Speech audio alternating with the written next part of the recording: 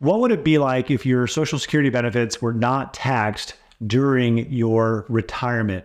Currently, Americans are taxed on up to 85% of their benefits during and throughout retirement. But what would it be like if you didn't pay any taxes on your Social Security benefits? If what I'm saying sounds like a fairy tale, it was the reality before 1983. So before 1983, you would pay your taxes into Social Security system while you're working. And then when you take your money back out, your benefits were not taxed.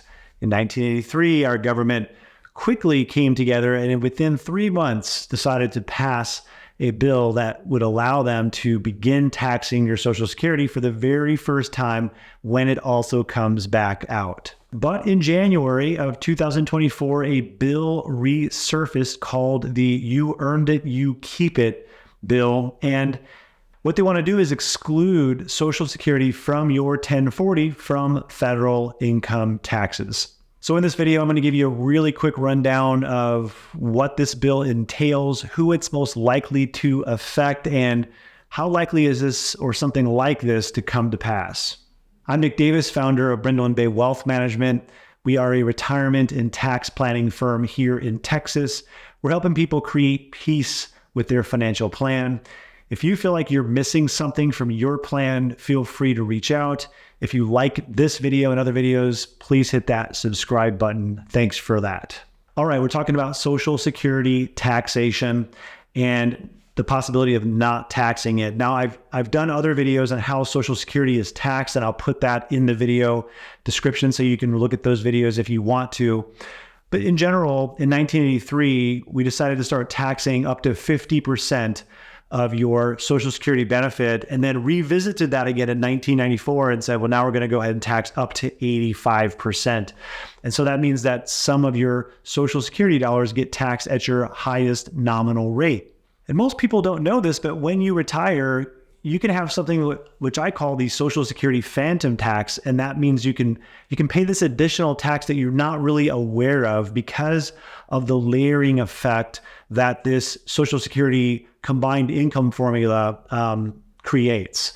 And if you want to learn about that, I'll also put a video link in the description so you can learn about that as well. But what this means for retirees is we've always faced the challenge of having taxes during retirement. And if we had no taxes on our Social Security income, I mean, we'd have more income to spend and many people could retire even earlier. So everybody loves the sound of that. But this bill has been touted as being a savior for retirees.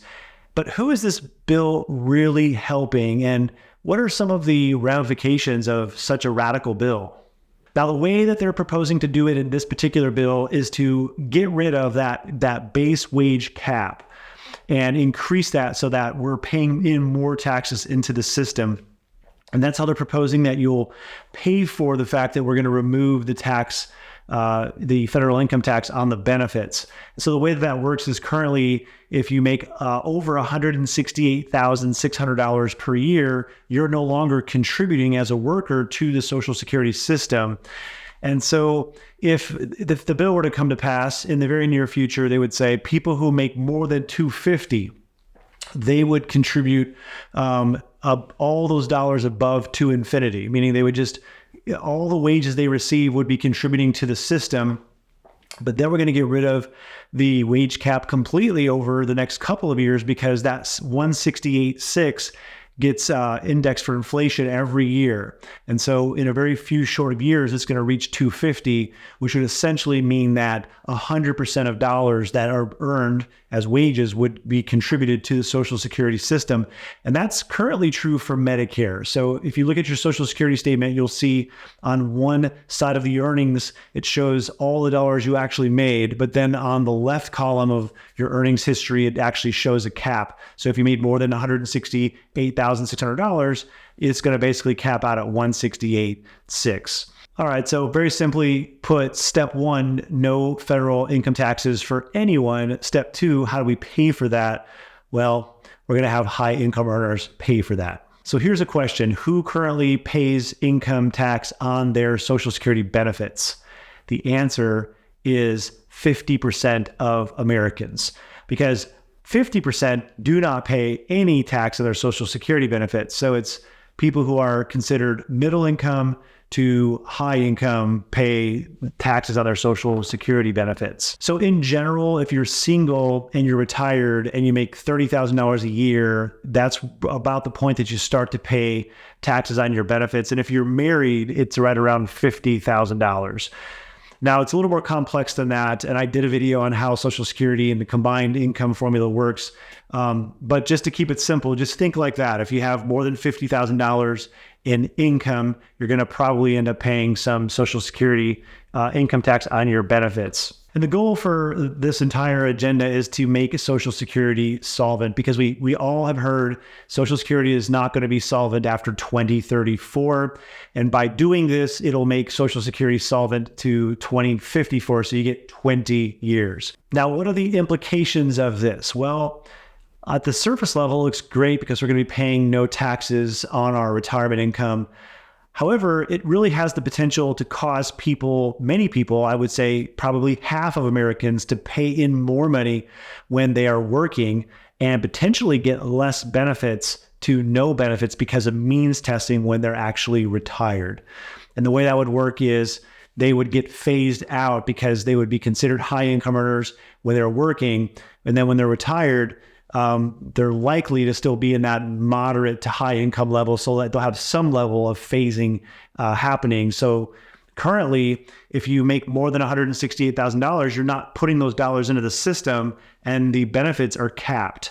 And so it's likely that if you were to put in more money to the system and the benefits are still capped, plus you add that means testing, people are going to be paying in more and receiving back less. And there's criticism that this shifts the tax burden and it redistributes revenue. And then what about the impact on the overall economy, especially when it comes to the companies that retirees are investing in for their retirement?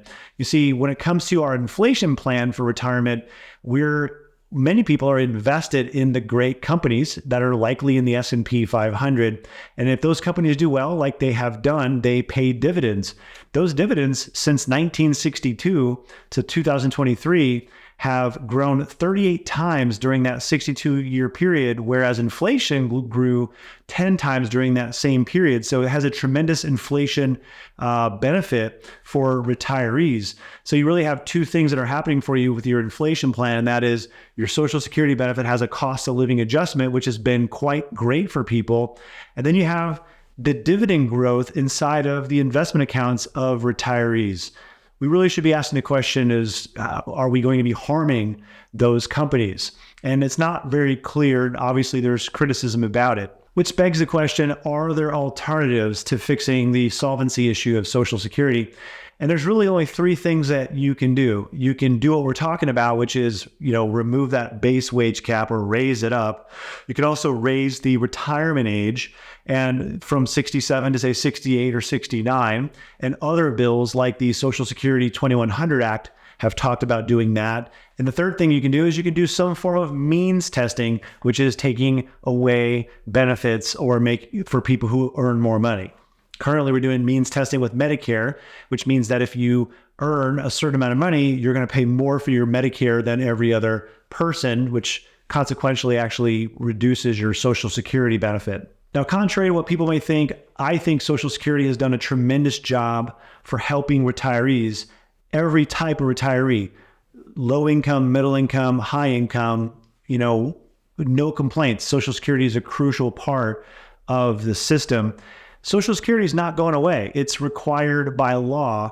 It's probably just going to take on a different form, like using one or a combination of these three solutions I just mentioned. So what can you do, and what's likely going to happen to this bill? Well, the thing you can do is control the thing that you can control. You don't have a lot of control over Social Security, but you can control your retirement savings and your ability to turn those retirement savings into an income plan. If you want to know how we turn retirement savings into income, be sure to check out my Modern Guardrails paper in the video description below. It talks about what I feel is one of the best ways to create a retirement income during retirement. So what may happen to this bill? Well, remember, we have until 2034 to fix it. And in 1983, our government showed us that they can move quickly when they need to. So in 3 months, they decided to tax Social Security for the very first time. What's to say they couldn't do it again?